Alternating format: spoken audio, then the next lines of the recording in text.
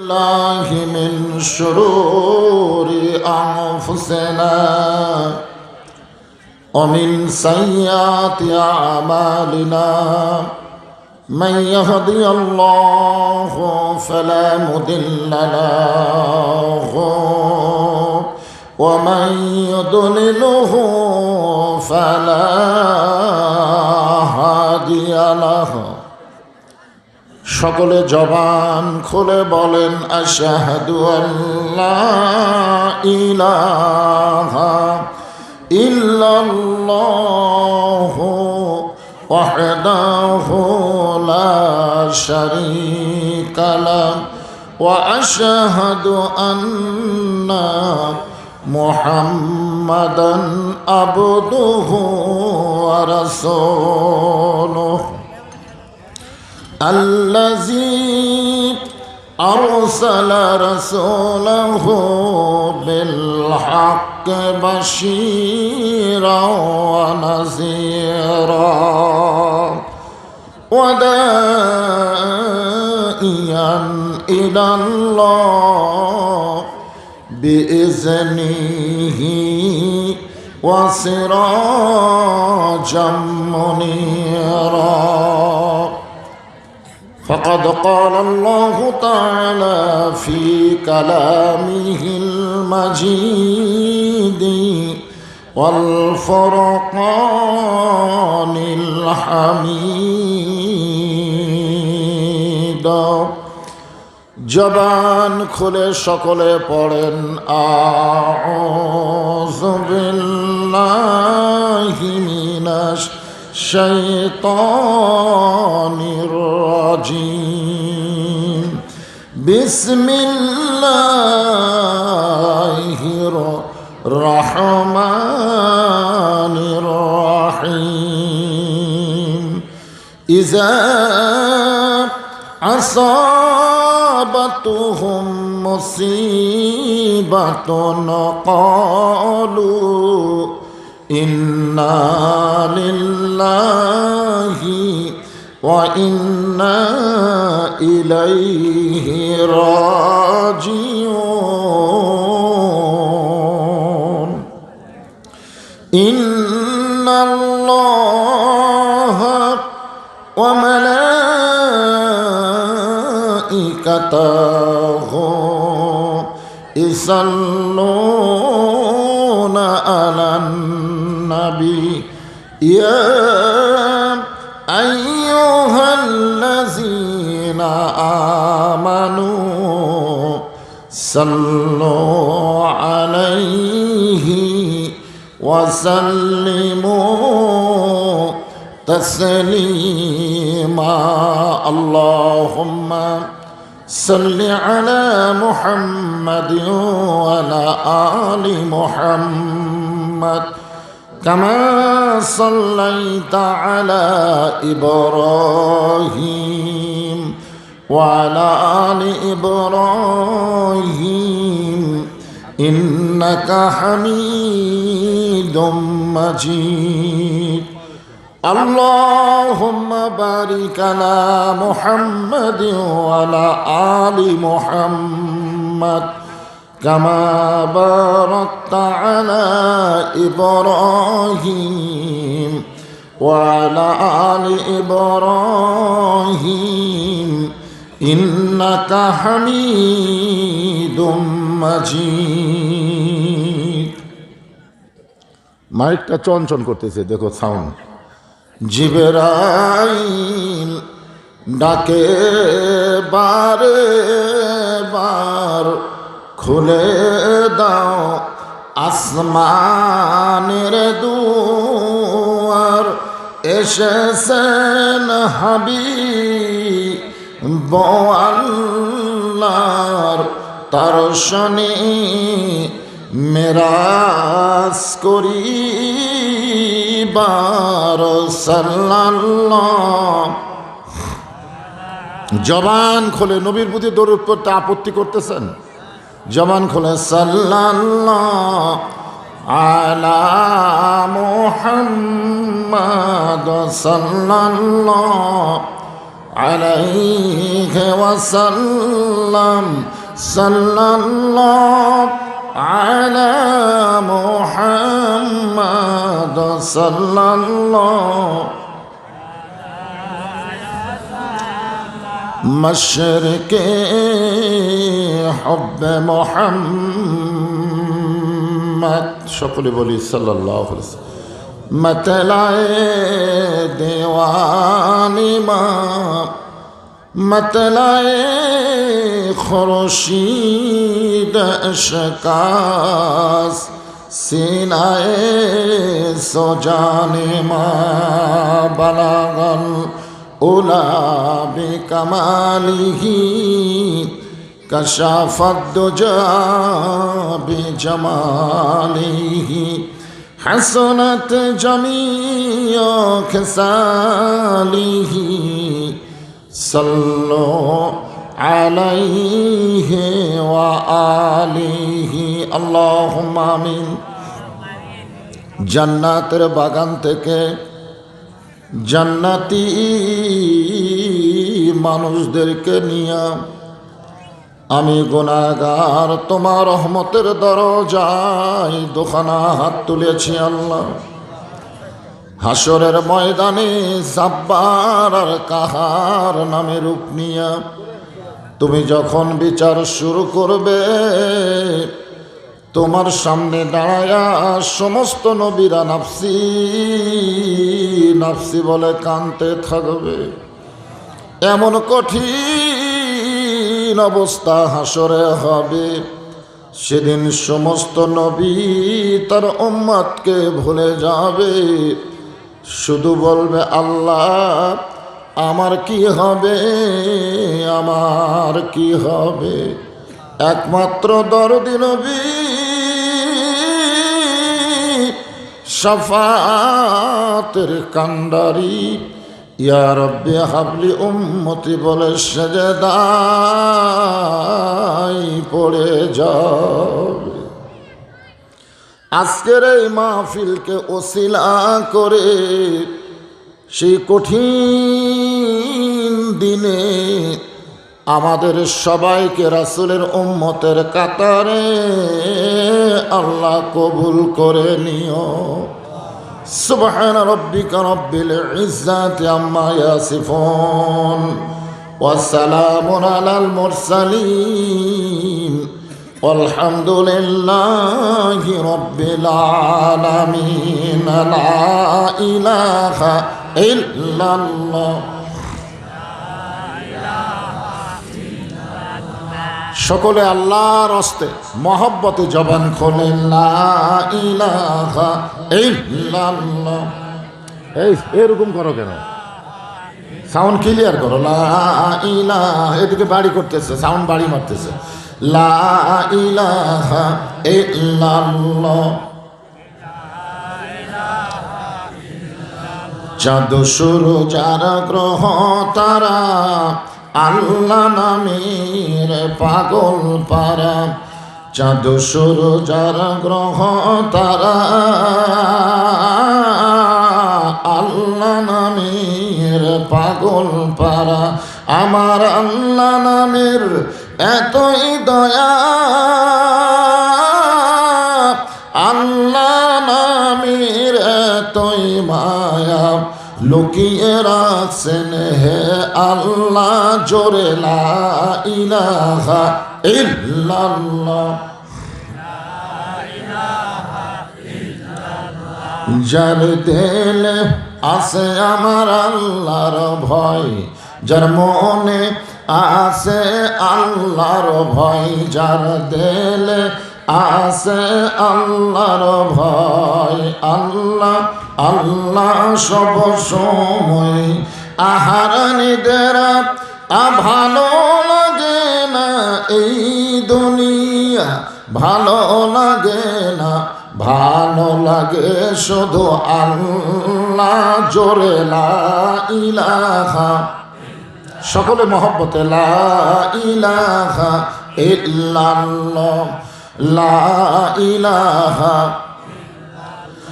লা ইলাহা ইল্লাল্লাহ। ইল্লাল্লাহু মুহাম্মাদুর রাসূলুল্লাহ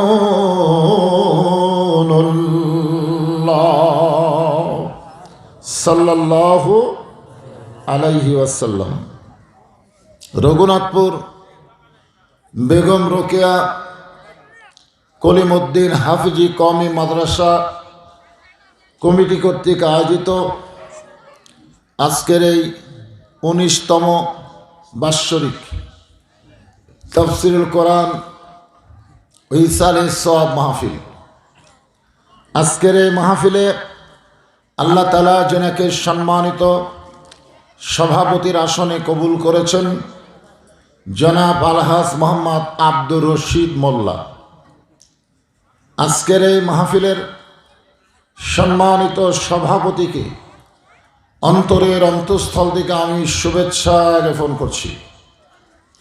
সম্মানিত প্রধান অতিথি জনাব আলহাজ মোহাম্মদ বেলাল উদ্দিন শাহ, আজকের এই মাহফিলের সম্মানিত প্রধান মেহমান, বিশেষ মেহমান জনাব আলহাজ মোহাম্মদ গোলাম রব্বানী,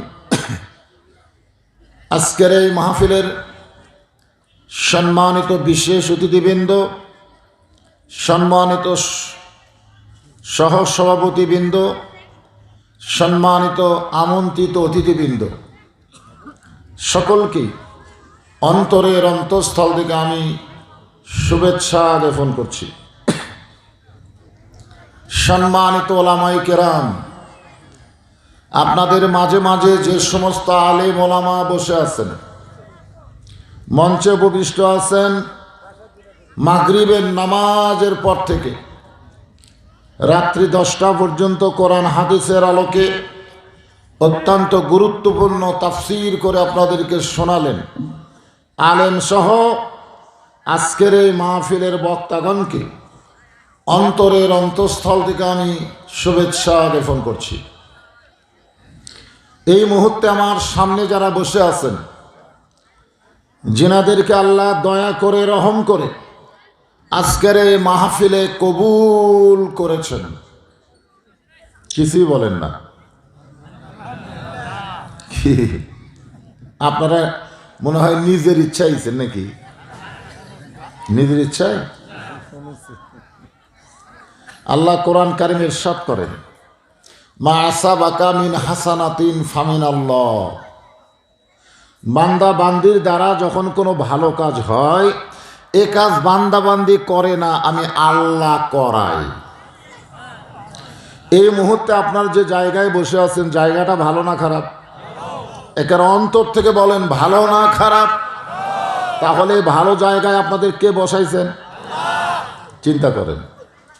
হাদিস শরীফে বলা হয়েছে, কোনো মুহূর্তের জন্যে, সব সময় না, কোনো মুহূর্তের জন্যে আল্লাহ যদি কোনো বান্দা বান্দির উপরে রাজি হয়, ওই রাজি হওয়ার কারণে আল্লাহ তাকে জান্নাতের মালিকানা দিয়ে দেয়। এই হিসাবে আমার সামনে যেনারা বসে আছেন, আপনারা সকলেই জান্নাতি। আমি যেই বলবো আমরা সকলে কি, জবান খুলে বলবেন জান্নাতি। বলতে পারবেন না? যাই যেমন ভালো বলবেন, সে তার ঈমানটাও তত ভালো হবে। আর যাদের মধ্যে ভেজাল আছে তারা কিন্তু এই ভালো কথা বলতে পারবে না। তাদের মধ্যে একটা সন্দেহ আছে, জান্নাত পাই কি না পাই, পাই কি না পাই। আমি যেই বলবো আমরা সকলে কি, জবান খুলে বলবেন জান্নাতি। এখানে ফেরেশতা আছে না নাই? জোরে করে আছে না নাই? আমরা সকলে কি? আরো জোরে, জোরসে বলুন। ফেরেশতারা আল্লাহ বলতেছে, আল্লাহ এরা যে জান্নাতি জান্নাতি জিকির করে, এরা কি জান্নাত দেখছে? তা আল্লাহ বলবে দেখেনি। তো যেটা দেখেনি সেটা পাওয়ার জিকির করে কেন? আল্লাহ তখন বলবেন, আল্লাযীনা ইউমিনুনা বিল গায়ব, অদৃশ্যের প্রতি বিশ্বাস স্থাপন করে না দেখা জান্নাতকে পাওয়ার আশায় যারা জান্নাতি স্লোগান দিল, আমি আল্লাহ সকলের নামগুলোকে জান্নাতের মধ্যে কবুল করে নিলাম। আপনারা হয়তো ভাবতেছেন, হুজুর এত সহজে জান্নাত? আপনারা বলেন তো, জান্নাত পাওয়া কঠিন, এ কথা আপনাদের কে বলছে? জান্নাত পাওয়া কঠিন এরা মুনাফিকেরা কয়। মুমিন মুসলমানের জন্য জান্নাত পাওয়া কোনো কঠিন নয়। আল্লাহ সহজ ভাষায় বলেছেন, ফাদখুলি ফি ইবাদি ওয়াদখুলি জান্নাতি। যারা আল্লাহর বান্দা হবে, আমার সামনে যারা বসে আছেন আপনারা সকলে আল্লাহর বান্দা। জোরে বলেন, কার বান্দা? এই সকল বান্দাদেরকে আমি অন্তরের অন্তঃস্থল থেকে শুভেচ্ছা জ্ঞাপন করছি। যে সমস্ত আল্লাহর বান্দি, আমরা হলাম বান্দা, আর পর্দার ভিতরে ওরা কি? আরো জোরে, জোরসে বলো। যে সমস্ত আল্লাহর বান্দিরা পর্দার অন্তরালে বসে, গল্প অবশ্য শোনা যাচ্ছে, আমার মা বোনদের জন্য বলতেছি, মা, কোরআন শরীফ জোরে তেলাওয়াত করা আপনাদের জন্যও জায়েজ নাই। কোরআন শরীফ, কারণ মেয়েরা কোরআন শরীফ পড়বে, পরপুরুষ যদি শোনে তাহলে যদি মনে করে কোরআন যে সুন্দর করে পড়তেছে, না জানি মেয়েটা কেমন সুন্দর, এই জন্যে পাপ হবে। আমরা মাগরিবের ফরজের প্রথম 2 রাকাত, এশার ফরজের প্রথম 2 রাকাত, ফজরের ফরজে 2 রাকাত পুরুষ মানুষ জোরে কোরআন তেলাওয়াত করে, ঠিক কিনা বলেন? কিন্তু মেয়েরা কি পারবে? পারবে না। তো যে মেয়েদের জন্য জোরে কোরআন তেলাওয়াত জায়েজ নাই, তারা জোরে কথা বলতেছে, আর আমরা পরপুরুষ শুনতেছি, সওয়াব হচ্ছে? সওয়াব হচ্ছে? যার যার বউ জোরে জোরে হলে তো আর তো পারবি না। সামি আল্লাহ লিমান হামিদা করতে, আরে মাথাত লাগতেছে রে, দুটিয়া কবি একসাথে। এই জন্য যৌবনকাল ভাইরে, সরকারি চাকরি আর নামাজ এই দুইটা একই। সরকারি চাকরি যেমন সব বয়সে হয় না, নামাজও কিন্তু সব বয়সে হয় না। সরকারি চাকরির যেমন রিটার্ন আছে, নামাজেরও তেমন রিটার্ন আছে। যারা 1 থেকে 60 বছর পর্যন্ত নামাজ পড়বে, 60-এর পরে যদি ঠিক মতো নামাজ পড়বার নাও পারে, ওই যৌবনকালের নামাজের সওয়াব আল্লাহ তাকে পেনশন হিসাবে দিয়ে দিবে। যারা সরকারি চাকরি 60 বছর পর্যন্ত করে, বুড়া বয়সে সরকার কয় তোর টেনশন করা লাগবে না, প্রতি মাসে বেতন পাবো। তুই মরে গেলে তোর বউ বাচ্চা থাকলে বউ পাবি, স্বামী স্ত্রী 2 জন মরে গেছিস, প্রতিবন্ধী বাচ্চা আছে, ওইও পাবি। তো সরকার যদি বুড়া বয়সে পেনশন দিবার পারে, তো আল্লাহ রহমতের পেনশন আছে না নাই? জরকান আছে না নাই? কিন্তু ধরা লাগবে কখন? সরকারি চাকরি যেমন বয়স, নামাজের শুরু হলো 7 বছর থেকে তালিম দেওয়া লাগবে। নামাজের সূরা, কেরাত, রুকু, সিজদার নিয়ম কানুন এটা শুরু হবে 7 বছর, আর 10 বছর থেকে জোর করে নামাজ ধরাতে হবে। আজকে যদি আপনার ছেলে নামাজ ধরতো, তাহলে মোবাইল ধরতো। আমি সব মোবাইল বলতেছি না, যে মোবাইল খালি ইনকা দিলে কাঁপতেছে কাঁপতেছে কাঁপতেছে, মানে ফ্রি ফায়ার পাবজি খেলতে মাথা কামাচ্ছে। আজকে অনেক যুবক এভাবে নষ্ট হয়ে যাচ্ছে। কথা কন ঠিক কিনা ভাইজান? আপনারা বুঝতে পারতেছেন না। বাবারা মনে করতেছেন আমার ছেলে ভালো আছে, ভালো আছে। আপনি একদিন ওর মোবাইলটা চেক করেন, চেক করেন ওর ফাইল ফলোয়ার কে, ওর ফেসবুক দেখেন। আপনার ছেলে সরাসরি জাহান্নামে যাচ্ছে, আপনি বাবা মনে করতেছেন আমি জান্নাতে যাব, এটা কখনোই সম্ভব না। আল্লাহ কোরআনে বলেছেন, কু আনফুসাকুম ওয়া আহলিকুম নারা, জাহান্নামের আগুন থেকে বাঁচতে গেলে বাবা তুমি একলা বাঁচবে না, তোমার আহাল পরিবার নিয়ে বাঁচা লাগবে। এ কথা কার? আরো জোরে বলেন, এই কথা কার? মা খাদিজা এই দুনিয়া থেকে বিদায় নিলেন। মা খাদিজা যখন দুনিয়া থেকে বিদায় নিলেন, মরণের আগে নবীর কাছে চাইছেন কয়টা? জোরে কোন কয়টা? আল্লাহ নবী তাকায় দেখে মা খাদিজার পেট থেকে 4টা মেয়ে, ওই 4টা মেয়ে কাঁদতেছে। মা দুনিয়া থেকে বিদায় নিলে মেয়েরা কাঁদতেছে। নবী তাকায় দেখে 3টা মেয়ে বিনয় কি করে কাঁদতেছে, চোখে পানি কম কিন্তু জবানের শব্দ জোরে, আর একটা মেয়ের মুখে কোনো সাউন্ড নাই, চোখ দেখালে দর দর করে পানি পড়তেছে। যে 3টা মেয়ে জোরে জোরে বিনয় কি করে কাঁদতেছে, আমার মা মইরা গেছে রে, কোথায় গেলে মাকে পাবো বলে দাও না আল্লাহ রে, আমার মা মইরা গেছে রে। এরকম কান্দে না? যেরকম কান্দে কি কান্দে না? নবী তাকায় দেখে কুলসুমা, রোকেয়া আর জয়নাব, এই 3টা মেয়ে বিনয় কি করে কাঁদতেছে। কিন্তু ফাতেমার দিকে তাকায় দেখে চোখটা শুধু পানি পড়তেছে, জবানে কোনো শব্দ। আপনারা বলেন তো, যার চোখ দিয়ে পানি পড়তেছে, জবানে কোনো শব্দ নাই, তার দয়া কম না বেশি? আর যারা খালি জবানে শব্দ করতেছে, চোখের মধ্যে খুব একটা পানি নেই, আমার বাবা মইরা গেছে রে, মরার আগে খাট দিবার চাছিল, সে খাট আমায় দিবে কে, এই আমার বাবা মইরা গেছে রে। মরার আগে খাট দিবার চাইছিল, সেই খাট এখন দিবি কে? তখন ভাই দৌড়ে দেয়, কয় কান্দিস না, যেটা আব্বা দিবার চাইছিল সেটা আমি দেবো রে। তখন বোন সাইড এসে কয়, মানুষ বুড়া হলে মরবি তো, মানে খাট পাশে তো, আর কান্দার দরকার আছে? পর্দার অন্তরাল থেকে মেয়েরা বলতেছে, হুজুর হামাকের কথা জানে কেমনে রে, এরা যে কি মাল, বুঝলেন? হ্যাঁ, যখন ফাতেমার চরিত্র গ্রহণ করবে, তখন এরা জান্নাতি নারীদের নেত্রীর অনুসরণ করার কারণে আল্লাহ ফাতেমার সঙ্গে ওদের জান্নাত দিয়ে দিবে। সুবহানাল্লাহ।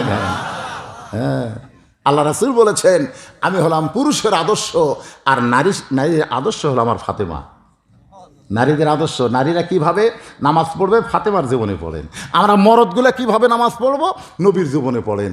এখন কতগুলো হেজাতি বার আছে, ওরা কয় নারী আর পুরুষের একই নিয়মে নামাজ, একই নিয়মে। এই শালা শয়তানেরা।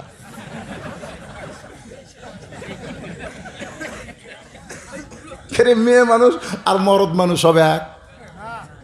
মেয়ে আর মরদ এক না তো, কিছু পার্থক্য আছে, দৈহিক কিছু পার্থক্য আছে, কথা কর না কেন, আছে না নাই? আমাকে এলাকার কিছু লোক ওই সৌদি আরবে কাম করবার যাই, ভাই কাম করবার গেছে, 2-4 বছর খাটিয়ে আসে, রমজান আরকে ফতুয়া দিছে, তারাবি 8 রাকাত, তারাবি 8 রাকাত। তা আমি কইলাম, কে রে, সারা জীবন আমরা 20 রাকাত পড়তেছি, এ ফতুয়া দিল কে? বলে ওই যে সৌদি আরব থেকে ঘুরে আসছে। তাকে ওর কাছে গেলাম, আমি বললাম, কা ভাই তুই কি সৌদি আরবের মদিনা ভার্সিটি পড়বার গেছিল? তুই কি সৌদি আরবে মুফতি হবার গেছিল নাকি? কয় না হুজুর, আমি কামলা দিয়েছি। তো কামলা দিয়েছে ফতুয়া মারিস কে? এই বাংলাদেশে কি মুফতি নাই, আলেম নাই? তারা কোনোদিন কইছে 8 রাকাত? তুই সামান্য কামলা হয়ে ফতুয়া মারলি কেন? ওই আর মসজিদে যায় এরকম একেবারে বুকুত। আমি বললাম, কে রে, তুই যে এরকম এরকম করিস, তোর বাপ হাত করি বানছে, তা আব্বা তো এটি বানছে, তোর দাদা কয় এটি, তো তুই এটি গায়ে কি হাত বান্ধা নিয়ে কোনো ফেতনাগিরি চলবে না, নামাজ নিয়ে কোনো ফেতনা চলবে না। জোরে কোন কথা ঠিক? আপনাকে বললো ভালোই হলো রে, সারাদিন রোজা থেকে 20 টাকা করতে কষ্ট হয় রে, 8 টাকাতে মারমরে। আল্লাহর বান্দারা একটু মনোযোগ দিয়ে শুনবেন, রমজান মাসে একটা নফল ইবাদত করলে অন্য মাসের ফরজের সব আল্লাহ দিয়ে দেয়। তাহলে রমজান মাসে আমরা ইবাদত কমাবো না, দরকার হলে নফল ইবাদত বাড়াবো। জোরে কোন কথা ঠিক কি না? কথা বলেন ঠিক কি না? আল্লাহর বান্দা, আমার মা খাদিজাতুল কুবরা ঘরের ভিতরে লাশ হয়ে আছে, নবী তাকায় দেখে 4টা মেয়ে কাঁদতেছে, 3টা মেয়ে কান্নার সাউন্ড, কিন্তু ফাতেমার কান্নার কোনো সাউন্ড নাই। আল্লাহ নবী ইশারা করলেন, ফাতেমা ঘরের মধ্যে আয়। যেই মাত্র ফাতেমা ঘরের ভিতরে, নবী বললেন, ফাতেমা তুমি কি জানো তোমার মা ওসিয়ত করেছে, দুনিয়া থেকে বিদায় নেওয়ার আগে তোমার মা ওসিয়ত করেছে। ফাতেমা বলে, বাবা কি ওসিয়ত করেছে মা? আল্লাহ নবী বলেন, 1 নম্বর ওসিয়ত হলো তোমার মাকে তুমি গোসল করাবা, তুমি শুধু একা একা গোসল করাবা, দুনিয়ার অন্য কাউকে গোসল করানোর সময় তোমার মা তোমাকে নিষেধ করেছে। 2 নম্বর ওসিয়ত হলো তুমি তোমার মাকে কাফনের কাপড় পরাবা, অন্য কাউকে সঙ্গে নেওয়া যাবে না। ফাতেমা কান্দার বলে, বাবা আমার আরও 3টা বোন আছে, সেই 3টা বোনকে বাদ দিয়ে শুধু মা আমার ব্যাপারে কেন ওসিয়ত করলো? রাসূল বলে, ফাতেমা তোমার মা তোমার ভিতরে যা দেখতে পাইছে, অন্য 3টা মেয়ের ভিতরে তা দেখতে পাই নাই। এখান থেকে প্রমাণ হলো ওসিয়ত করা জায়েজ। আপনি মরার আগে ওসিয়ত করবেন যে আমার কবর যেন কোনো বেনামাজি না খোঁড়ে, যেই কবরে আমাকে 50,000 বছর থাকা লাগবে, সেই কবর যেন কোনো বেনামাজি কোদাল না ধরে। খালি এমনি মুখ দিয়ে ওসিয়ত করলে হবে না তো। আপনার মসজিদে গিয়ে দেখবেন সামনে কাতারে নামাজ পড়ে এরকম 5 জন ব্যক্তিকে আপনি 25,000 টাকা হাদিয়া দিবেন। 5 5 25 যে ভাই 25,000 টাকা তোর দিলাম, আমি মরে গেলে তোরা 5 জন আমার কবর খুঁড়বি, করাজি। তাই ভাই তোর আগে যদি আমরা মরি মাপ মাপ, কিন্তু আমি যদি তোদের আগে মরি তোরা 5 জন আমার কবর খুঁড়বি, ধর 25,000 হাদিয়া। মসজিদের মুয়াজ্জিনকে 10,000 দিয়ে বলতেছেন, চাচা এই মরে গেলে আপনি আমাকে গোসল করাবেন। আল্লাহ রাসূল বলেছে কিয়ামতের দিন সবচাইতে উঁচু হবে মুয়াজ্জিনের মাথা, আল্লাহ কুদরতে হাত দিয়ে তার মাথায় টুপি পরায় দিবে, টুপিটা পূর্ণিমার চাঁদের মতো আলো দিবে।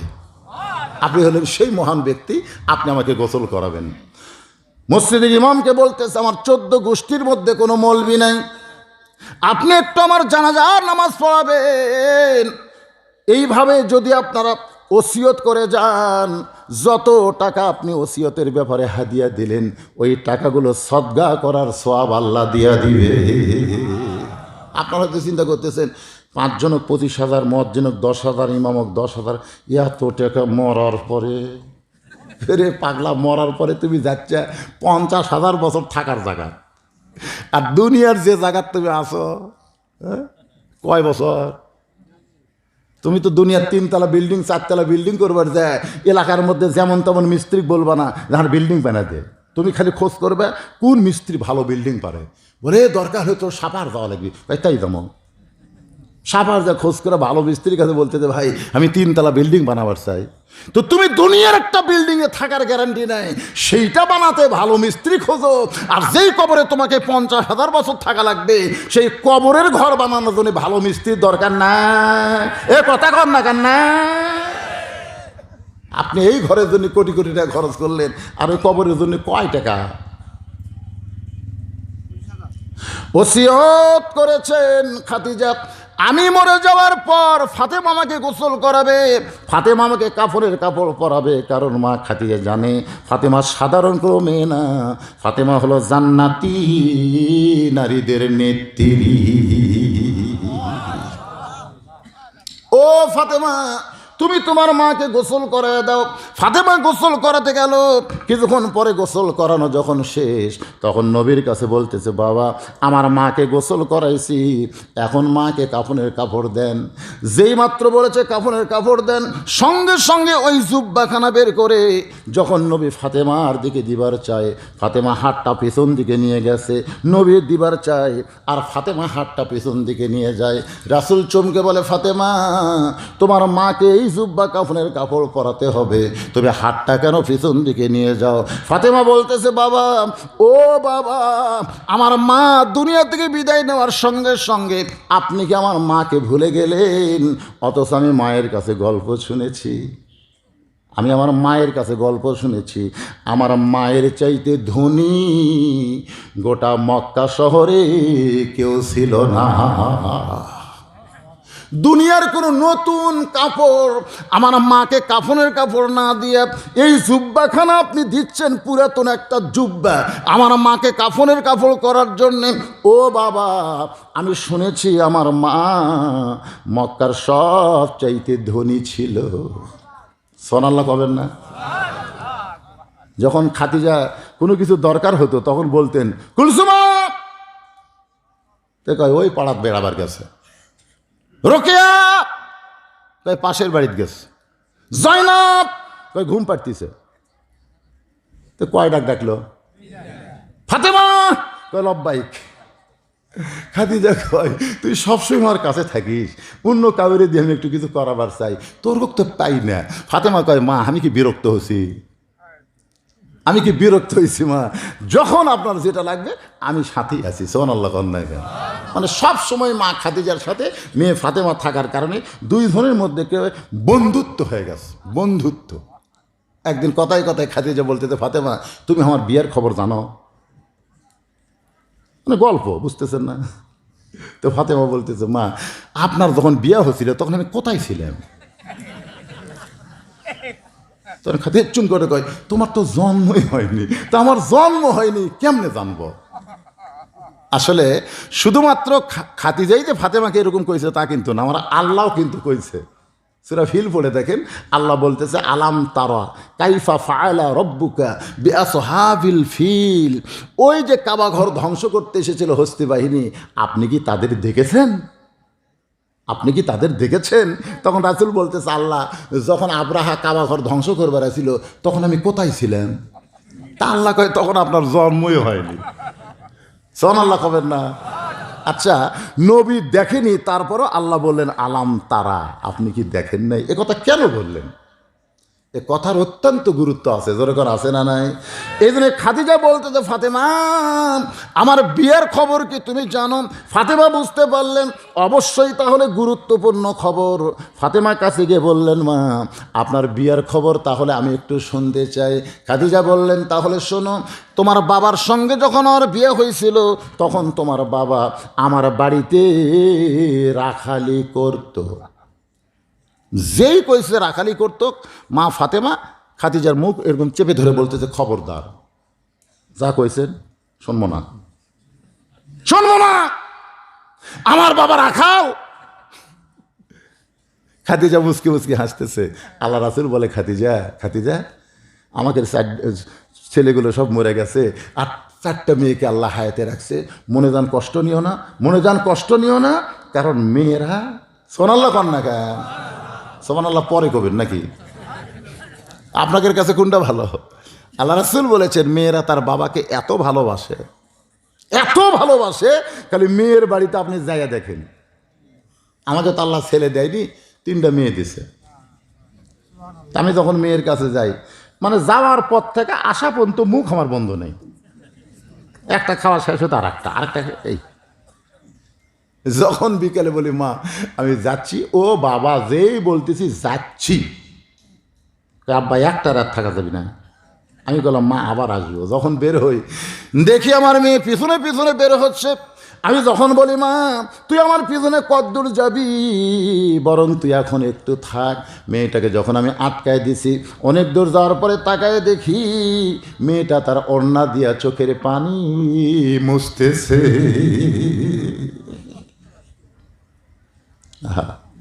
আর বাপ যদি ছেলেকে বলে, বাবা আমি যাবার চাই, ছেলে বলতেছে, কয় দিনের জন্য আব্বা? 3 দিন না চিল্লে? খুশি হয়ে গেছে, যেই কথা আমি যাবার চাই, কয় দিনের জন্য আব্বা? 3 দিন দিবেন না চিল্লে দিবেন? হায় হায়, বাপ চিল্লে দেবি আর এই শালা শয়তানি করবি, তোর কথা ঠিক না? এই বুড়া মানুষ চিল্লে পটাশ করে, যে বাবার মুখের দিকে তাকালে হজের সব হয়, সেই বাবা চিল্লে পাঠায় তুমি কি করবা? আমরা বুঝি না? আছে না না এরকম ব্যবসায়ীদের ছেলে আছে না? কথা কর না, চলেন আব্বা আপনাকে আমি আগে দিয়ে আসো, আব্বা আগে দিয়ে আসবো। আবার সেই বাপ নিমো খারাপ, হজে যাওয়ার সময় বেটা 20 বিঘা জমির মধ্যে 18 বিঘাই দিছে, মেয়ে দিছে মাত্র 1 বিঘা, আর বউ দিছে 1 বিঘা দিয়ে বলতেছে, আমি কাউকে ঠকাইনি, আমি কাউকে ঠকাইনি। আপনারা বলেন তো, আল্লাহর কোরআনের ফারাজ, ছেলেকে যা দিবেন মেয়েকে তার অর্ধেক দেওয়া লাগবে না? কথা কর না কেন? তো 20 বিঘার মধ্যে ছেলের তুই দিলে 18 আর মেয়ে দিলি 1, আর বলিস আমি কাউকে ঠকাইনি। আমার বাবাজির একটু মনোযোগ দিয়ে শুনবেন। আমার মায়েরা কিন্তু আর কোনো কথা বলতেছে না, কারণ মায়েরা দেখতেছে হুজুর খেলে এখন হামাকের পক্ষে ওয়াজ করতেছে, ধরে কোন ঠিক দেখেন, একটা কথাও নাই, ওরা কি মরছে? ও মায়েরা একটু মনোযোগ দিয়ে শুনবেন। মা ফাতেমা বলতেছে, খবরদার আমার বাবাকে রাখাল বলবা না। খাদিজা বলতেছে, ফাতেমা তাহলে বিয়ার খবর তোমাকে কেমনে দিব যদি তুমি না শোনো? একটু ধৈর্য ধরো। ফাতেমা বলতেছে, তাহলে বলেন। খাদিজা বলতেছে, তোমার বাবা যখন আমার বাড়িতে রাখালি করত, এমন সময় আমার হাজার হাজার উটদুম্বা ছিল, শত শত রাখাল তাদের দেখাশোনা করত। কিন্তু একদিন দুপুরবেলায় দেখি আমার সব রাখাল ঘরের মধ্যে আরাম করতেছে। সব রাখাল, হাজার হাজার উটদুম্বা, পালে পালে উটদুম্বা, এগুলো চড়ানো বাদ দিয়া রাখালগুলো যখন ঘরের মধ্যে আরাম করে, দুপুরবেলায় আমার এত রাগ হলো, আমি রাখালের সর্দারকে তলব করে বললাম, ও রাখালের সর্দার, আমার হাজার হাজার উটদুম্বা মাঠে ময়দানে, আর তোমরা ঘরের মধ্যে আরাম করো, তোমাদের কি টেনশন নাই, তোমাদের কি ভয় ডর নাই? রাখালের সর্দার মুচকি হাসিতে বলে, মালকিন আপনি জানেন না, আমরা ভাগ্য গুণে এমন একটা রাখাল পাইছি, যে রাখাল চাকরিতে জয়েন করার পর আপনার হাজার হাজার উটদুম্বা ভদ্র হয়ে গেছে। লিল্লাহে তাকবীর। আমরা ভাগ্য গুণে এমন একটা রাখাল পাইছি, আমরাও ভাগ্য গুণে এমন একটা নবী পাইছি। সুবহানাল্লাহ কবেন না? আছেন আমার মুক্তার, সবাই বলেন আছেন আমার মুক্তার, আছেন আমার ব্যারিস্টার, শেষ বিচারের হাইকোর্টেতে তিনি আমায় করবেন পার, আমি পাপী তিনি জামিনদার। আমরা যখন আল্লাহর সামনে আসামি হয়ে দাঁড়াবো ওই শেষ বিচারের দিন, সেই দিন আমাদের নবী আমাদের উকিল হইয়া, আমাদের ব্যারিস্টার হইয়া, আমাদের রাখালি করে আমাদেরকে সুপারিশ করে জান্নাতের দরজায় পৌঁছায়া দিবে। এমন একটা নবী পাইছি ভাই যে নিজে জান্নাতে না যায়, আমরা জান্নাতে যাওয়ার পরে জান্নাতে যাবেন। আল্লাহ বলে হুজুর আপনাকে দিয়ে আমি জান্নাতের উদ্বোধন করব, আর নবী বলেন আমার উম্মতের না ঢুকলে আমি ঢুকবো না। কোন নবী পাইছেন? সুবহানাল্লাহ কবেন না? যেই নবীকে ওরা ফান আলাকা জিকরাক ডিগ্রি দিয়ে আল্লাহর আরশে নিয়ে গেছেন, কোন নবী পাইছেন? মুসা নবী আল্লাহরে দেখবার চাইছিল, আল্লাহকে সম্ভব না। আর আমাকে নবী কয় জিবরাইল যাও নিয়ে আসো, আমি নবীকে দেখবার চাই। ফেরেশতা জিবরাইল কয় আল্লাহ নবী মক্কাত ঘোরাঘুরি করে, আপনি দেখবার পান না? আল্লাহ কয় এত পেঁচাল পারিস কেন, এত পেঁচাল পারিস কেন? এই আরশ থেকে মক্কাত দেখা আর আমার ঘরের মধ্যে দেখা, দুই দেখায় এক লয়, যা যা। কোনদিন নবী আমার কাছে আসবার চাই না রে, আমি নবীকে আমার কাছে আনবার চাই। জোরে খান সুবহানাল্লাহ। কোন নবী পাইছেন ভাই? নিদানে আখেরাতে তরাইতে পুলসিরাতে কান্ডারি হইয়া নবী পার করিবেন সেই তরণী। সবাই বলেন নবী মোর পরশমণি, নবী মোর সোনার খনি, নবী নাম ভাবে যেজন সেই তো দোজাহানের ধলি। খাদিজা বলতেছেন ফাতেমা, রাখালের সর্দার যখন বলে ওই রাখাল চাকরিতে জয়েন করার পরে উটদুম্বাগুলো সব ভদ্র হয়ে গেছে, আমি তখন রাখালের সর্দার উপর রাগ করে বললাম ও রাখালের সর্দার গাঁজাখুরি কথা কেমনে বলো, জন্তু জানোয়ার কোনোদিন মানুষ রাখালের বাধ্য হয় না। রাখালের সর্দার বলে সে মানুষ কিনা আমি জানি না, তবে আমি এটা দেখেছি যখন বলে উট দুম্বারে খাও সঙ্গে সঙ্গে খাওয়া শুরু করে দেয়, যখন রাখাল বলে খাওয়া বন্ধ করো সঙ্গে সঙ্গে খাওয়া বন্ধ করে দেয়, যখন রাখাল এভাবে লাঠি তুলে বলে উটের লাইনে উট, দুম্বার লাইনে দুম্বা রাস্তা নাও, সঙ্গে সঙ্গে দৌড়ে দৌড়ে উটগুলো একত্র হইয়া দুম্বাগুলো একত্র হইয়া লাইন নিয়ে বাড়ির দিকে আসে। খাদিজা চিল্লায় বলে রাখাল রে আর গাঁজাখুরি গল্প করিস না, ও রাখালের সর্দার আর গাঁজাখুরি গল্প করিস না, এইটা কোনোদিন সম্ভব না। রাখালের সর্দার বলে বিশ্বাস যদি না করেন তাহলে আপনি তদন্ত করে দেখতে পারেন। বিশ্বাস করা লাগবে না? আল্লাহ কোরআনে বলেছে ইন্নামা ইয়াখশাল্লাহ মিন ইবাদিহিল উলামা, আলেম বান্দারাই আল্লাহ সবচেয়ে বেশি ভয় করে। এ কথা কার? এ কথা করে, এ কথা কার? পরিমণি কইছে আমার পেটে বাচ্চা আইছে, একটা সাংবাদিকও যায় কলো না যে আপনার তো এখনো স্বামীর খুঁজে পেলাম না, পেটত বাচ্চা কোত্থেকে আসলো? কিন্তু মামুনুল হক বউলিয়া ধরা পড়ছে, তখন সাংবাদিক যা বলতেছে এটা আপনার বউ। মামুনুল হক আল্লাহর শপথ এটা আমার বিয়ে করা বউ।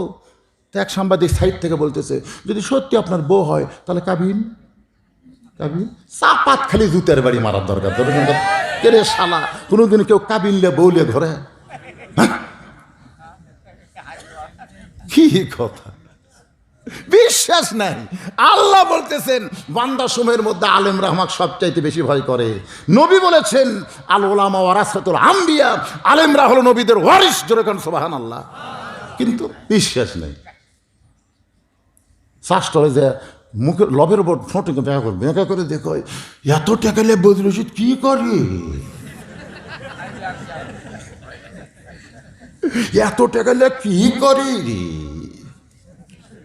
বলছি 3 তলা 5 তলা 7 তলা বিল্ডিং করতেছে, দেখা আসো যাও দেখবার যাও। হুজুর এই যে মাদ্রাসা মসজিদ এগুলো তোমাকে টাকা, তোমরা যে টাকা দাও আমি তার এই কলিমুদ্দিনের মতন এত ধনী লই দেখে 3 তলা বিল্ডিং করবো। আমার ওয়াজ করে ভিক্ষা করে যে টাকা পাই সেটা দিয়ে আমি এতিম পালি, মাদ্রাসা মসজিদ বানাইছি। 1টা টাকা পৃথিবীর কারো কাছ থেকে দান সদকা লেই না, সম্পূর্ণ টাকা হলো আপনাকে ওয়াজের টাকা। সুবহানাল্লাহ কর না, কথা কর না কেন? তদন্ত করার দরকার আছে না নাই? রাখালের সর্দার বলে বিশ্বাস যদি না হয় তাহলে আপনি তদন্ত করেন। খাদিজা বলে ফাতেমা, ওই রাখালের সর্দারের কথা মতো দুপুর বেলায় আমি তোমার বাবাকে তদন্ত করতে গেলাম। বয়স হলো মাত্র 25 বছর। জোরে কোন কয় বছর? দুপুর বেলায় তদন্ত করতে গিয়ে সূর্যের তাপে পাহাড়ের পাথর পোড়া গন্ধ বের হচ্ছে, বালু পোড়া গন্ধ বের হচ্ছে। বাংলাদেশের চাইতে সৌদি আরবে সূর্যের তাপ কম না বেশি? হায় হায় রে, এত তাপ! মনে হয় যখন রোদ পড়ে পাহাড়ের একটা পাথরের মধ্যে একটা গন্ধ আসতে পোড়া পোড়া। খাদিজাতুল কুবরা বলে এমন গন্ধের ভিতরে আমি তদন্ত করতে গিয়ে দেখি তোমার বাবা দাঁড়িয়ে আছে। সব জায়গায় সূর্যের তাপ, কিন্তু তোমার বাবার মাথায় সূর্যের কোনো তাপ নাই। আমি আশ্চর্য হয়ে গেলাম। সব জায়গায় সূর্যের রোদে পুড়ে যায়, কিন্তু রাখালের মাথায় কে ছাতা ধরলো যার মাথায় সূর্যের তাপ নাই? একটু নিকটে গিয়ে দেখে এক খণ্ড মেঘ। তোমার বাবার মাথার উপরে আল্লাহ ছাতা বানায়া দিছে। তোমার বাবা যেই দিকে যায় মেঘটাও সেই দিকে যায়। তোমার বাবা যখন ক্ষণিকের জন্য বসে সঙ্গে সঙ্গে মেঘটা উপর থেকে নিচে চলে আসে। আমি খাদিজা আশ্চর্য হয়ে গেলাম, এটা কেমন মানুষ, কিসের রাখাল? একটু পরখ করে দেখতে চাই। আর একটু নিকটে গিয়া তোমার বাবার মুখের দিকে যখন আমার চোখ পড়েছে, মানুষ কোনোদিন কি এত সুন্দর হয়? মানুষ কোনোদিন কি এত সুন্দর হয়? 4 সূরজ গ্রহ তারা তারি নূরের ইশারা, 4 সূরজ গ্রহ তারা তারি নূরের ইশারা, নইলে যে অন্ধকারে ডুবিত এই ধরনী। সবাই বলেন নবী মোর পরশমণি, নবী মোর সোনার খনি, নবী নাম ভাবে যেজন সেই তো দোজাহানের ধ্বনি। আমি 40 বছরের একজন বিধবা, তোমার 25 বছরের বাবার চেহারা দেখে আমার ভিতরে যৌবনা যেন টকবক টকবক করতেছে। আমি আরো একটু নিকটে গিয়ে যখন দেখতে চাই, এমন সময় একটা বাতাস তোমার বাবার দেহ থেকে আমার নাক পর্যন্ত, এটা দুনিয়ার কোনো বাতাস নয়, এটা জান্নাতের জানলা খুলে তোমার বাবার শরীর থেকে মিশক অম্বরের সুগন্ধ আসতেছে। খাদিজা বলে ফাতেমা, এই দৃশ্য দেখার পরে আমি আর থাকতে পারলাম না। এক দৌড়ে এসে দরজা বন্ধ করে দিলাম। যেই দরজা বন্ধ করেছি, আমার দাসী এসে দরজায় ডাকে আর বলে, মালকিন, আপনি রাখালকে তদন্ত করতে গেলেন, তদন্তের রিপোর্ট কি? আমি বললাম তদন্তের রিপোর্ট হলো রাখালের চাকরি ক্যান্সেল করে দিলাম। দাসী কান্দে আর কয়, এত ভালো রাখালের চাকরি ক্যান্সেল করে দিলেন? খাদিজা বলে, তুই বুঝবি না, তদন্তের রিপোর্ট প্রকাশ করলাম, রাখালের চাকরি ক্যান্সেল করে দিলাম। দাসী কানতে কানতে আবু তালেবের কাছে গিয়ে বলে, মুরব্বী, আপনার এই তিন ভাতিজার চাকরি খাদিজা ক্যান্সেল করে দিয়েছে, আপনি কেমন করে মানুষ গড়াইলেন? আজকে তদন্তের রিপোর্ট হলো চাকরি ক্যান্সেল। আবু তালেব বিকালবেলা খাদিজার কাছে এসে বলে, মা, আমার ভাতিজার অপরাধ কি? তুমি তার চাকরি ক্যান্সেল কেন করে দিলে? খাদিজা বলে, তার একটাই অপরাধ, তার রাখালি করা লাগবে না, এখন থেকে আমি তাকে স্বামী হিসাবে গ্রহণ করলাম।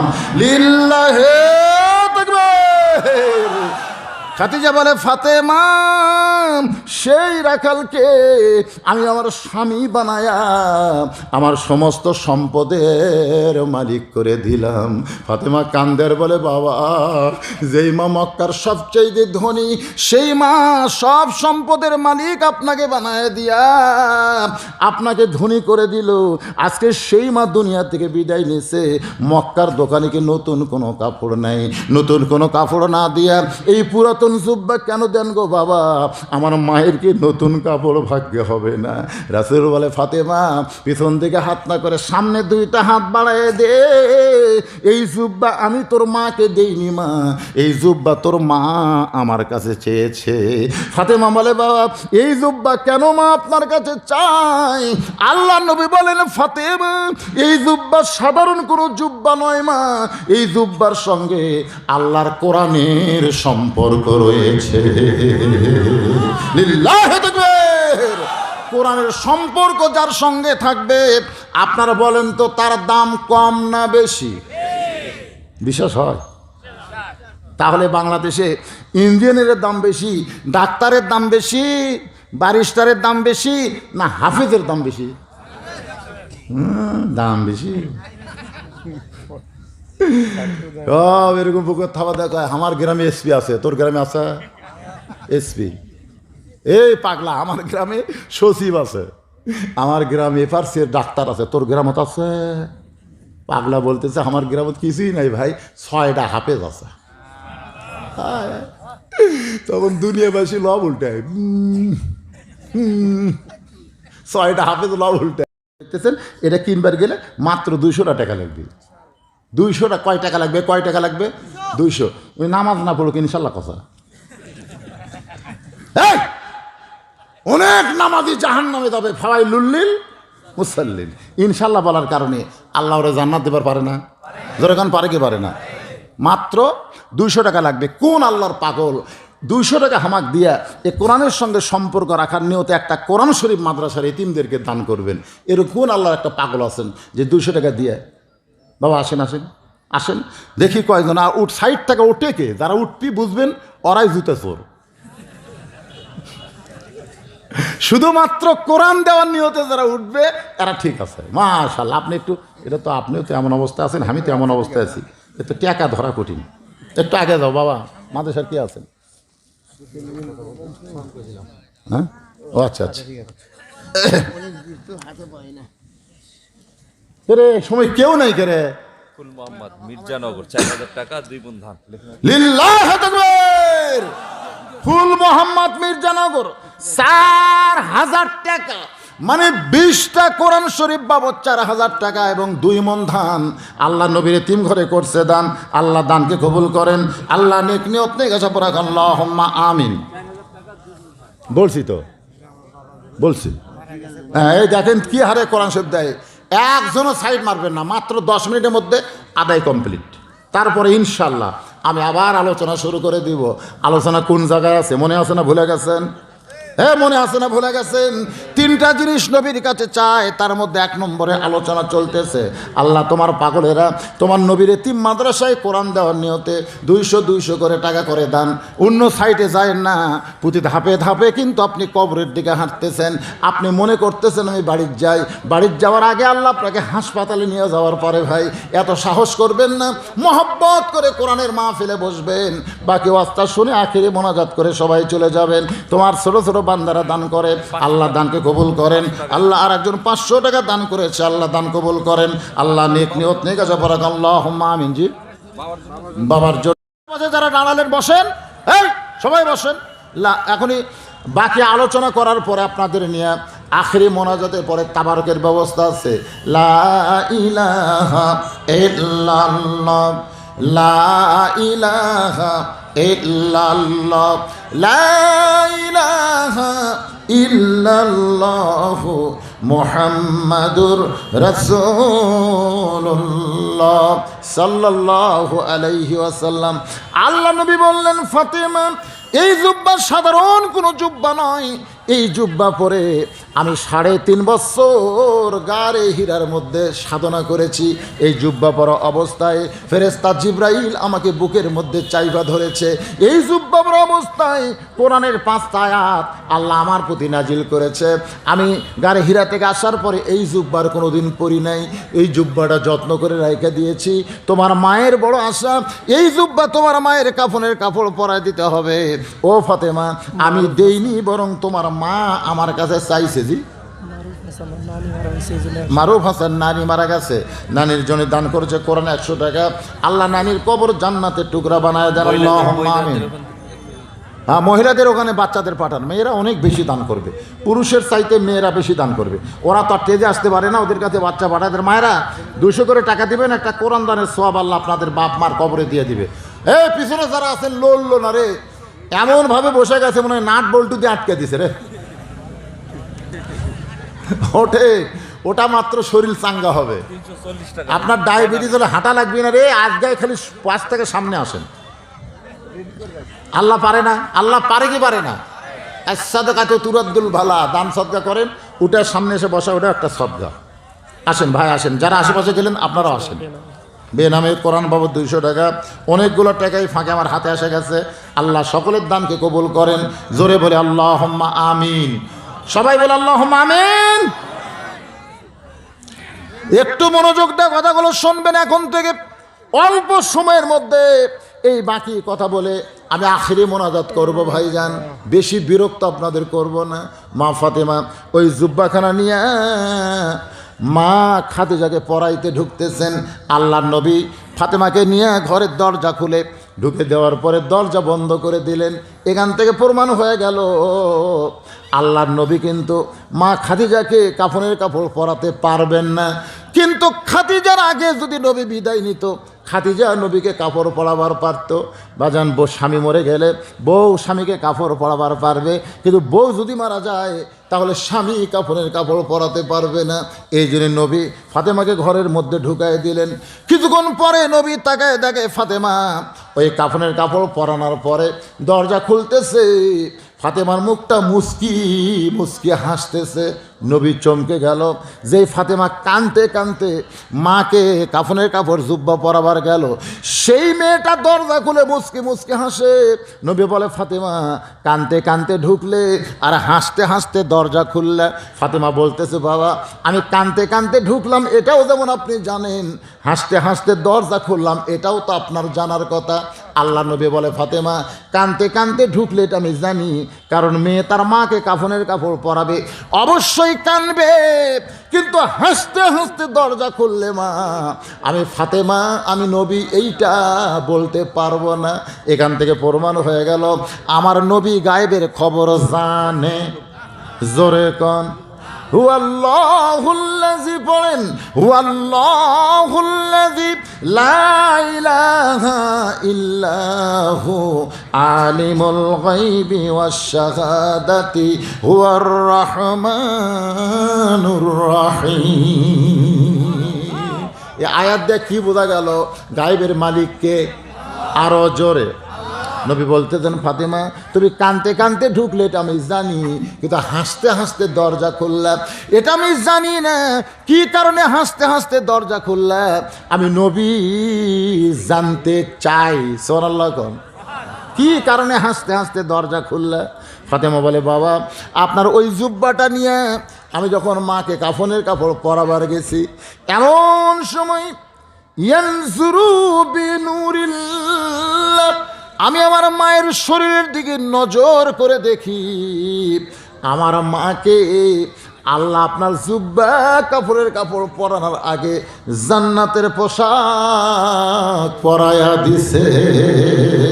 লিল্লাহে তাকবীর।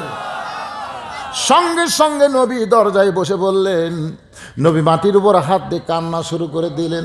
ফাতেমা বলে, বাবা আমার মাকে আল্লাহ জান্নাতের পোশাক পরায় দিছে, এইটা শোনার পরে আপনি আনন্দ না করে কেন কাঁদতেছেন?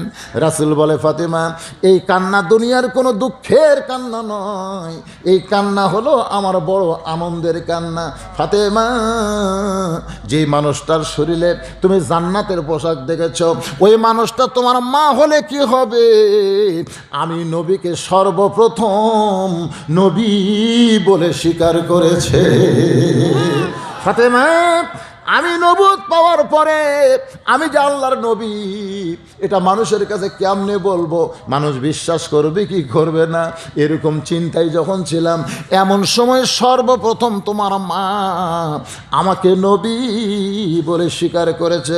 ফাতেমা রে, নিজের বিবি হইয়া স্বামীকে নবী বলে স্বীকার করা এটা হলো দুনিয়ার সব চাইতে বড় মর্তবা।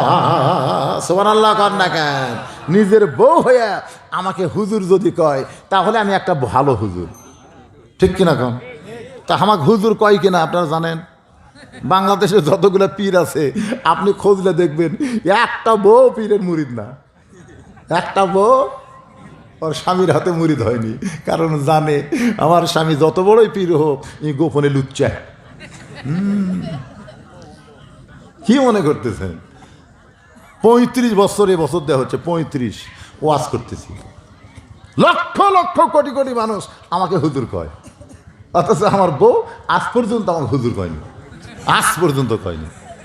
আমার খুব আশা বউটা একটু হুজুর ডাকুক। আমি বলছিলাম হুজুর করলে কি হয়, জনগণ যে আপনাকে চিনে না তাই হুজুর কয়, কিন্তু আমি তো চিনি মালটা কি। আমাদের বাহিরে হলো হুজুর আর ভিতরে হলো খেজুর, আর আল্লাহ নবী বাহিরেও যা ভিতরেও তাই। এই জন্যে বিনা সন্দেহ ছাড়া, সন্দেহ মুক্ত অবস্থায় বিনা শর্ত ছাড়া একজনকেই মেনে নেওয়া যায়, তিনি হলেন মুহাম্মাদুর রাসূলুল্লাহ। আল্লাহ বলেছেন কুল, হে রাসূল আপনি বলেন, ইন কুনতুম তুহিব্বুন আল্লাহ, কেউ যদি আমি আল্লাহকে পাওয়ার চাই, ফাত্তাবিউনি, আপনাকে ইত্তেবা করা ছাড়া উপায় নাই। উপায় নাই রে, বিরক্ত হচ্ছেন?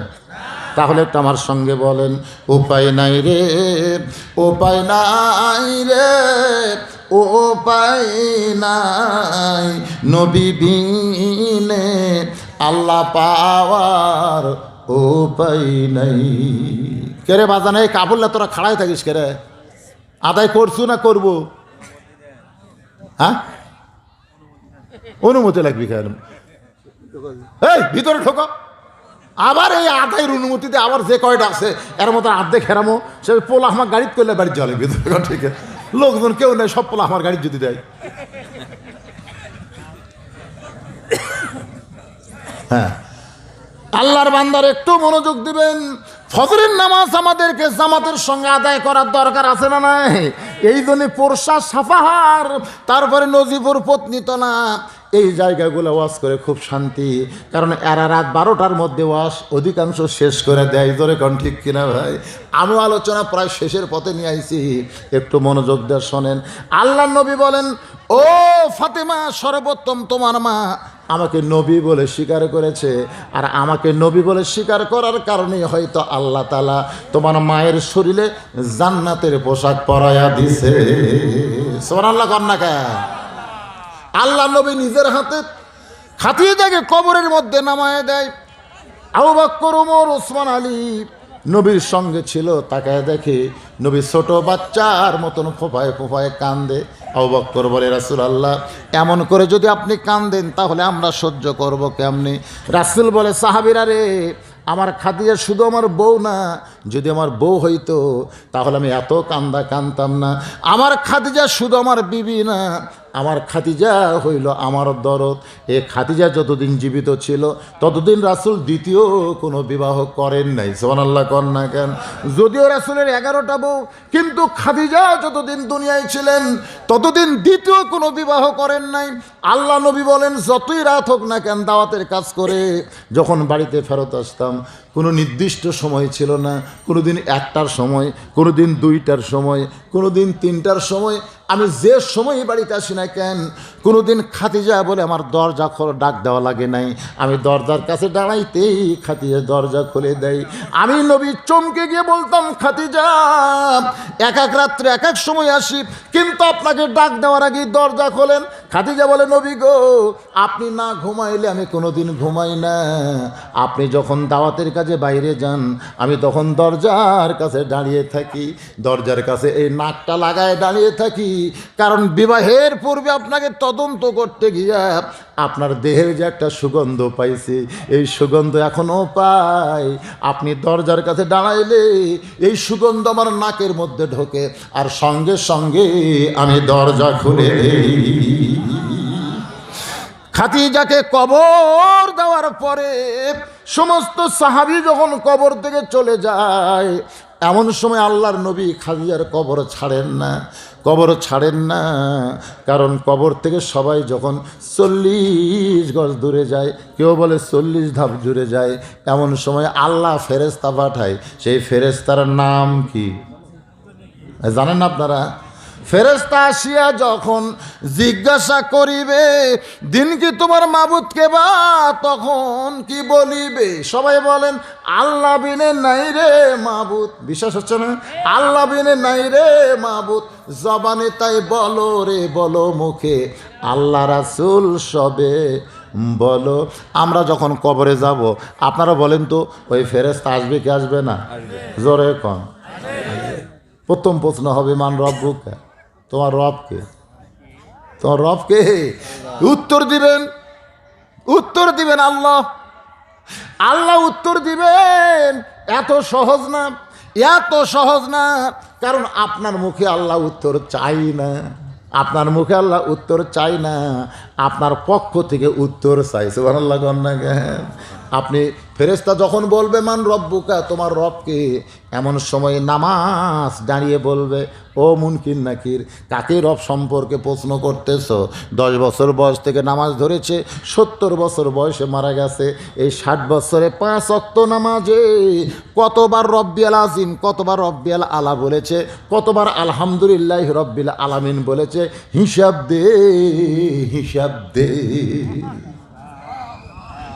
মুনকির নাকির কবে, আল্লাহ তোমার বান্দা বান্দিকে রব সম্পর্ক প্রশ্ন করলে নামাজ যে খেবা খেপছে, নামাজ কায় কেড়ে পাগলারা, এই ফেরেশতা, এই নামাজ পড়িস, এই নামাজ পড়িস, যাহাক প্রশ্ন করতেছিস ওই নামাজত যায় আলহামদুলিল্লাহ রব্বিল আলামিন, রুকুত যায় সুবহান রব্বিয়াল আযীম, সেজদা যায় সুবহান রব্বিয়াল আলা। তো দুনিয়াতে এতবার যে রব রব কয়ে কবর যাচ্ছে, তাই আবার আবার ফেরেশতা কয়, আল্লাহ নামাজ যে খাবার খেয়েছে কি করব? আল্লাহ কয় 1 নম্বর বাদ দেয়া, 2 নম্বর প্রশ্ন কর। তো এবার ফেরেশতারা বলবে, আমা দিনুকা, তোমার দিন কি? সঙ্গে সঙ্গে বাতিলের বিপক্ষে যারা, ইসলামের পক্ষে তারা, জোরে কোন কথা ঠিক কি না? দরকার হলে জীবন দিয়েও বাংলার জমিনে কোরআনের শাসন যারা কায়েম করতে চায়, মাঝে মধ্যে তাদের জেল জুলুম খাটা লাগে, জোরে কোন ঠিক কিনা ভাই? নবী জেল খাটছে রে, আর আমরা নবীর উম্মত হয়ে খালি তেল তেলা রে, খালি তেল তেলা রে। ইসলামে আন্দোলন খাড়া হয়ে বলবে, হ্যাঁ মুনকির নকির, কাকে দিন সম্পর্কে প্রশ্ন করবা? যে বাংলাতে দিন প্রচারের জন্যে জিএমবি জঙ্গি মৌলবাদী ডিগ্রি পাইছে, দাড়ি রাখার জন্য আমল করার কারণে মাঝে মধ্যে জেল জুলুম খাটা লাগছে, তাকে তুমি দিন সম্পর্কে প্রশ্ন করতেছা? মুনকির নাকির কয়, আল্লাহ তোমার বান্দাকে দিন সম্পর্কে প্রশ্ন করলে যে খাপা খেপছে, আল্লাহ কয় 2 নম্বর বাদ দে, 3 নম্বর ধর। 3 নম্বর বলতেছে, আমার নাবিকা, তোমার নবীকে। যে কবে ভাই নবী কুত থেকে দৌড়ে এসে বলবে, এই কি কাক নবী সম্পর্কে প্রশ্ন করলি? আমার সুন্নত দাড়ি নিয়ে যে কবরের মধ্যে আসলো, আমার টুপি মাথায় দেওয়ার কারণে যাকে দুনিয়ার বাতিল শক্তি সন্দেহ করলো, যে আমার সুন্নাতকে আমল করেছে, আজকে সবচাইতে নগদ সুন্নত দাড়ি নিয়ে কবরের মধ্যে আসছে, তাকে নবী সম্পর্কে প্রশ্ন করার আগেই আমি নবী তাকে উম্মাত হিসাবে স্বীকার করে নিলাম। আপনাকে দেওয়া লাগছে? একটাও দেওয়া লাগবে না, আপনার পক্ষ থেকে দেওয়া হবে। আর যদি নামাজ না থাকে, যেই কবেন আল্লাহ, মুনকির নাকির কবে আল্লাহ যদি তো রব হয়, তো নামাজের খবর কি? মার রে, গিরাই গিরাই বসা, গিরাই গিরাই। যদি ফুলগুলো হয় অভিমানে ঝরে যায়, আমি মালা গেথে বলো কারে পরাবো, সে যে কেন এলো না, কিছু ভালো লাগে না, কবরে আসুক একবার।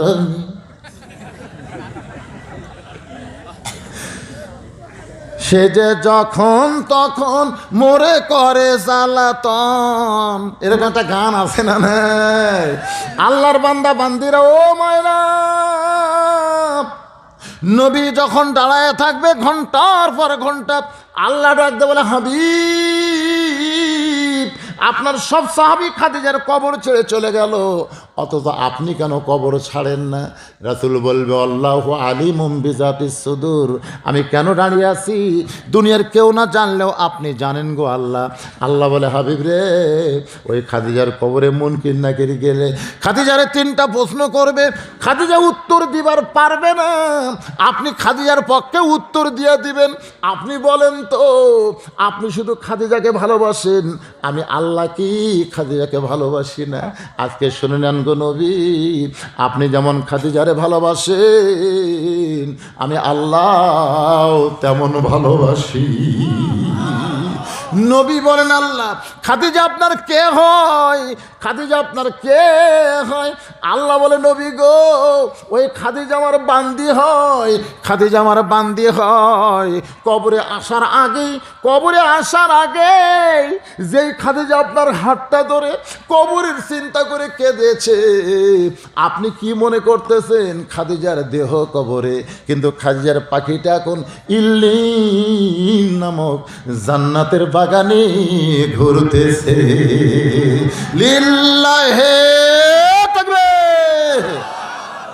কিন্তু যেদিন ডাক পড়িবে কবর মাঝে যাইতে, জোগাড় কিছু করছো বন্ধু তার মাঝে বিছাইতে। আমাদের সকলের সামনে কবর আছে না নাই? সেই কবরের পাথেও জোগাড় করে আল্লাহ যেন আমাদেরকে দুনিয়া থেকে বিদায় নেওয়ার তৌফিক দেয়। ইন্না লিল্লাহি ওয়া ইন্না ইলাইহি রাজিউন। মৃত্যুর সামনেটা জানার পরেও যারা কবরের পাথেও জোগাড় করে না, তারা সবসময় ইন্না লিল্লাহ বেশি বেশি পড়া দরকার। জোরে কোন ঠিক কিনা? কারণ তারা সবচাইতে বড় বিপদ আছে। আল্লাহ আমাদের সবাইকে বুঝ মোতাবেক আমল করার তৌফিক দেখ। ইস্তেগফার পড়েন, আস্তাগফিরুল্লাহ রব্বি মিন কুল্লি জামবি ওয়া তুবু ইলাইহি, আস্তাগফিরুল্লাহ রব্বি মিন কুল্লি জামবি ওয়া তুবু ইলাইহি, লা হাওলা ওয়ালা কুওয়াতা ইল্লা বিল্লাহিল আলিয়্যিল আযীম। ভাইজান, এখানে একটা বিষয় আমি ঘরের মধ্যে কথা বলেছিলাম যে এই যে সুদ, জোরে কোন কি? সুদ খাওয়া। এই সুদ খাওয়া নিয়ে এখন পড়ায় সমাজে মোটামুটি একটা সুদের প্রভাব বাড়তিছে না কমতিছে? কথা কয় না, বাড়তিছে না কমতিছে? আপনারা বলেন তো, হালাল খাওয়া, সুদ খাওয়া, সুদ কি হালাল না হারাম? তো একই ব্যক্তি হালালও খায় হারামও খায়, ওর অবস্থাটা কেমন? এটা আমি ওয়াজ করতে গিয়ে বুঝাই যে দুইজন মিলে একটা কাঁঠাল কিনছে। কয়জন? দুইজন মিলে একটা কাঁঠাল কিনছে। একজন হলো চালাক আর একজন হলো বোকা। যিনি সুদ দেয় তিনি হলেন বোকা, আর যিনি সুদ খায় তিনি হলেন চালাক। কথাটা বুঝতেছেন না? এই জন্য দুইজন মিলে একটা কি কিনছে? কাঁঠাল কিনছে। এখন চালাক আর বোকা বলতেছে বিসি দেখা ভাগ। 40 টাকা দিয়ে কিনছে, বিসি গুণা টাকার ভাগ। তো এখন এই যে বোকা, তাই বিসি ওয়া খায় আর বিসি বার করে, আর চালাক বিসিও খায় ওয়াও খায়। চাচায় হালালও খায় হারামও খায়, মানে বিসিও খায়, কথাতে খেয়াল কর, বিসিও খায় ওয়াও খায়। কিছুক্ষণ পরে দেখা যাচ্ছে বোকার সামনে 35টা বিসি আর চালাকের সামনে মাত্র 5টা। তো এখন বলতে যে ভাই বিসি দেখে যখন ভাগ, তুই 35 টাকা দে, আমি 5 টাকা দিই। তো বোকা কয়, কে রে, দুইজন একই সাথে রোয়া তুললাম, তোর সামনে বিসি নাই, আমার সামনে বিসি ঠিক। তো কয়, ভাই রে, তুই খাসিস বেশি সেই জন্য বিসি বেশি, আমি খাইনি, খাইলে মুখ লড়াছি। আপনারা কোন তো সুদ কি খাইনি? হয়তো কেন, সুদ তো আমি খাইনি হুজুর, আমি সুদের টাকা নিছি, আমি কি খাসি? আমি কেন মুখ লড়াছি? তো যাই হোক, আমি 35 টাকা, আমি 5 টাকা দিয়ে চালাক যাচ্ছে আর বলতেছে খেলাম বেশি দিলাম কম, খেলাম বেশি দিলাম কম। আপনারা বলেন তো, ওর খাওয়া কি ঠিক আছে? এ কথা কোন, ওর খাওয়া কি ঠিক আছে? খেলাম বেশি দিলাম কম। বাড়ির দিকে যাচ্ছে, এখনও বাড়ি ও যে সামনে এক বাড়ি পরই হঠাৎ আসমানে কালো মেঘ করে, মেঘের একটা ডাক উঠছে। মেঘের ডাক বলে কট করে, যেই ডাক উঠছে কট করে, সঙ্গে সঙ্গে ওর নিম্ন চাপ, মানে আসমানের ডাকের সাথে ওর পেটের একটা ডাক। কারণ বিসি আর ওয়া দুটা খাচ্ছে, ওর কি খাওয়া ঠিক আছে? পেটে চো করে ডাকেছে ওই ডাকের সাথে একবারে। ও এখন কি করবে? নিম্ন চাপ শুরু হচ্ছে। কি করবে এখন? ওর বউ যে জাংলা দিছে, জাংলা বোঝে না নাচকালায় লাগায়, এই জাংলার তলে যে ওই কাম সারছে, নিম্ন চাপের কাম সারে হাল দিছে। তো এখন সারা রাত বৃষ্টি হয়ে তো কাম হয়ে গেছে, ওই বাড়ির যে ঘুমায় আছে। পরদিন সকালবেলায় বউ ঘুমোর থেকে ওটা ডালার কাছে যায়, দেখে তরকারি নাই। তো এখন কি দিয়ে ভাত পাক করবে? জানলার কাছে যাই, দেখে আনাজ কালাই খাই কিনা। জানলার কাছে এসে উপর দিকে তাকানে লাগেনি, আনাজ কালাই তো উপর আছে, উপর দিকে না তাকাতি নিচে এক ঠিপ কাঁঠালের বিচি। বউ কয় আলহামদুলিল্লাহ, আল্লাহ রে, এতগুলো কাঁঠালের বিচি যদি পাই তাহলে তরকারির কোনো সমস্যা আছে? ওই সমস্ত কাঁঠালের বিচি নিয়ে আসে বাড়িতে এনে একেবারে সিদ্ধ টিদ্ধ করে ভর্তা বানাছে। ভর্তা বোঝেন না? আলু ভর্তা করে, কাঁঠালের বিচি ভর্তা খুব সুন্দর করে বানায় স্বামীর সামনে দুপুরে খাবার দিছে। স্বামী বিসমিল্লাহ ছাড়াই 2 থালি খাচ্ছে। কারণ যারা হারাম খায় তারা সহজে বিসমিল্লাহ কবার পারে না। কারণ ঘুষের টাকাতে গোস্ত, সুদের টাকার মাছ, খাওয়ার সময় কেউ বিসমিল্লাহ কয়ে খালে আমি কাফের হয়ে যাবে, কোয়া মাত্রই কাফের। যেটা হারাম খাওয়ার সময় বিসমিল্লাহ, বাংলাদেশে মদ খাওয়ার সময় কেউ বিসমিল্লাহ কথা, এমনকি যারা বিড়ি খায় তারকে যদি কয় ভাই ম্যাচ ধরানোর সময় খালি বিসমিল্লাহকে ঠোকা মারতে হয়, খালি মগত বিড়ি থিয়া বিসমিল্লাহ। আমি এক বিড়ি আলা করেছিলাম বিসমিল্লাহকে ঠোকা, আপনার হুজুর আপনার আলেমরা ভালো, বিড়ি খাওয়ার সময় বিসমিল্লাহ করা যায়, আরে যেটা খাওয়ার সময় বিসমিল্লাহ করা যায় না সেটা খাওয়া কি? যার আগে বিসমিল্লাহ করা যাবে না বুঝবেন সেটাই হারাম। তো এখন ওই বিসমিল্লাহ ছাড়াই 2 থালি খাচ্ছে, খাওয়ার পরে ওর মন বলতেছে কে গো বিবি, আমি তো এই 2 সপ্তাহের মধ্যে কাঁঠাল কিনিনি, তুমি বিসমিল্লাহ কোথায়? বউ বলতেছে আলহামদুলিল্লাহ করো, আলহামদুলিল্লাহ করো। স্বামীকে আলহামদুলিল্লাহ পরে কি কোথায় ফাইলি? কয় আনাজ কালায় তুলবার যায় দেখি জালেঙ্গার তলে এক ঠিপ, শুধু এক ঠিপ কতি ওয়াও ওয়াও ওয়াও করতেছে। স্বামী কয়, বউ কয় কি হয়েছে, কি কইছে? মনে মনে কয় একই জিনিস কয়বার খাওয়াইলাম, যারা সুদ খায় ঘুষ খায় তারা একই জিনিস কয়বার খায়, বুঝতে পারবে মরার পরে ধরে কোন ঠিক কিনা। সবচাইতে নিম্ন গুনাহ হলো মার সঙ্গে জিনা করা, বড় গুনাহ হলো সুদের আল্লাহর সঙ্গে যুদ্ধ করা। এই ভয়ানক পাপ থেকে আল্লাহ আমাদের হেফাজত করুক, জোরে কন আমিন। দোয়া করে দিলাম ভাই, আল্লাহুম্মা আমিন। আল্লাহুম্মা আনতাস সালাম ওয়া মিনকাস সালাম তাবারাকতা ইয়া যাল জালালি ওয়াল ইকরাম। আয় আল্লাহ তাআলা, সেই মাগরিবের নামাজের পর থেকে এত রাত পর্যন্ত তোমার পাগল, তোমার পাগলি বান্দা বান্দিরা আরামের বাড়ি আরামের ঘুমকে বাদ দিয়া কোরআন হাদিসের মহব্বত কলিজার মধ্যে নিয়া এই জান্নাতের বাগানে বসে বসে আলোচনা শোনার শেষে আমি গুনাহগারের সঙ্গে রহমতের দরজায় ফকির হয়ে দোকানা হাত মেহেরবানি করে আজকের মাহফিল আমাদের সকলের হিদায়াতের জন্যে, নাজাতের জন্যে, জান্নাতের জন্যে কবুল করো।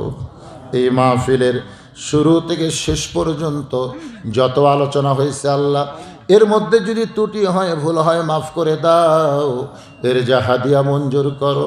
সোনার মদিনায় নবী পাকের রওজা মুবারকে আল্লাহ কবুল করে নাও। তামাম আম্বিয়া কেরাম, আসহাবে কেরাম, তাবিনী কেরাম, তাবিনী কেরাম, তামাম পৃথিবীর মাটির নিচে যত মুমিন মুমিনা শুয়ে আছে আল্লাহ, সকলের আরওয়াহ ফরে হাদিয়া কবুল করো। আল্লাহ আমরা যারা হাত তুলেছি, আমাদের জনম দক্ষিণী মা কবরে চলে গেছে, মায়ের কবর জান্নাতের টুকরা কবুল করো। বাবার বাড়িঘর সবই আছে, আমি সহ আমরা যারা বাবা হারা এতিম হয়ে গেছি আল্লাহ, মেহেরবানি করে বাবার কবরকে জান্নাতের টুকরা কবুল করো। আমাদের দাদা দাদি নানা নানি আত্মীয় স্বজন শ্বশুর শাশুড়ি যাদের জন্যে দোয়া করবার দুনিয়াতে কেউ নাই, আমরা তাদের পক্ষ নিয়ে দোয়া করি। আল্লাহ কবরবাসীদের মাফ করে দাও। আল্লাহ বেগম রোকিয়া কলিমউদ্দিন মাদ্রাসাকে কিয়ামত পর্যন্ত কবুল করো।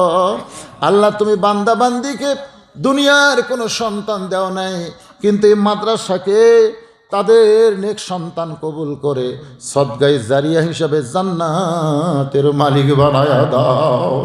আল্লাহ গো মেহেরবানি করে এই বান্দা বান্দিকে তুমি কবুল করো। আল্লাহ তোমার জন্যে, তোমার মহব্বত পাওয়ার জন্যে, নবীর ভালোবাসা পাওয়ার জন্যে আজকে কত টাকা পয়সা খরচ করে এত সুন্দর মাদ্রাসা তৈরি করে দিয়েছে। আমি তো এর আগেও 2 বার আইছি, কিন্তু আজকে দেখার পরে আমার কলিজা ভরে গেছে। আল্লাহ বেগম রোকেয়া কলিমউদ্দিনকে আবু বকর ফাতেমার সঙ্গে, আলী ফাতেমার সঙ্গে জান্নাত দিয়া দিও। আয় আল্লাহ তাআলা তাদের বাপ মা যারা কবরে চলে গেছে, আল্লাহ বাপ মার কবরকে জান্নাত বানাও। আজকে তোমার নবীর ঘর মাদ্রাসাকে মহব্বত করে অনেক টাকা পয়সা নগদে বাকিতে দান করেছে আল্লাহ। আল্লাহ সকলের দানকে কবুল করো। কেউ ধান দিয়েছে, কেউ টাকা দিয়েছে, কে কোন নিয়তে কী দান করেছে আল্লাহ সবার দানগুলোকে তুমি জান্নাতের বিনিময় হিসেবে কবুল করো। আমি কোরআন শরীফ চেয়েছিলাম, তোমার অনেক বান্দা কোরআন বাবুর টাকা দিয়েছে, আল্লাহ তাদের এই কোরআন দানকে জান্নাত পাওয়ার ওসিলা হিসেবে কবুল করে নাও। আমার মা বোনেরা পর্দার অন্তরালে বসে চুপ করে একেবারে চুপ হয়ে গেছে, আহারে আমার মা বোনদেরকে আল্লাহ কবুল করো। আল্লাহ আমার মা বোনদের মনের চাওয়া পাওয়াকে কবুল করো। আমার মা বোনদেরকে মা ফাতেমার মতো চরিত্র দান করো। আল্লাহ আমার মা বোনদের অসুখ বিসুখ ব্যারামবিধি থাকলে মুক্ত করে দাও। আল্লাহ আমরা যারা হাত তুলেছি আমি সহ আমরা যারা অসুস্থ আল্লাহ ভালো করে দাও। আজকের মাহফিলের সম্মানিত সভাপতিকে আল্লাহ তুমি কবুল করো, প্রধান অতিথি কবুল করো। আল্লাহ অনেক অতিথিবৃন্দ আছে, আল্লাহ সকলকেই তুমি কবুল করো। আল্লাহ মাদ্রাসার ম্যানেজিং কমিটির সভাপতি, মাদ্রাসার ম্যানেজিং কমিটির সেক্রেটারি, মাদ্রাসার ম্যানেজিং কমিটির সদস্য, দাতা সদস্য, আল্লাহ সকলকেই তুমি কবুল করো। আল্লাহ আল্লাহ সবাইকে মাফ করে দাও। আল্লাহ আমি গুনাহগার বলে দোয়া ফিরাই দিও না। আল্লাহ আমাদের মধ্যে যাদের হাত পছন্দ হয় সেই দুই হাতের ওসিলায় আজকের মাহফিলকে কবুল করো। মাদ্রাসার মহতামিম অত্যন্ত নরম মানুষ, আহা বারবার আমাকে যখন মোবাইল করে তার কণ্ঠস্বর শুনে আমার কলিজায় ভালোবাসা জন্ম নেয়।